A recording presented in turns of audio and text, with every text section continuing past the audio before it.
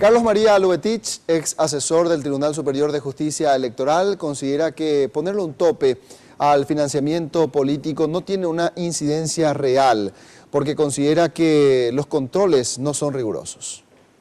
Según el experto en cuestiones electorales, el dinero de dudoso origen en las campañas políticas es una práctica constante en los países de la región, sin que se haya encontrado una solución efectiva hasta ahora. Incluso señaló que las personas que manejan el dinero mal habido hoy ocupan cargos públicos.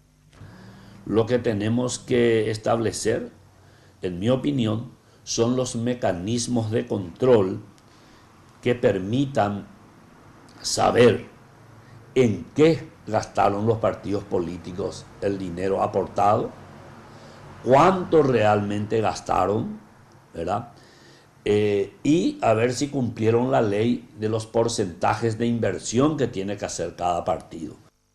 Además señaló que la ley de financiamiento es de difícil aplicación y que deben existir controles y leyes más eficientes. Los partidos políticos no puedan disponer libremente de ese dinero, sino que sea bajo un control efectivo, cosa que la justicia electoral no está en condiciones de hacer. No hay solución práctica. Esta ley va a tener sus deficiencias y va a tener un acatamiento, digamos, relativo. Esta ley debe estar vigente y promulgada el 22 de agosto para ser aplicada en estas internas partidarias, así como las elecciones generales.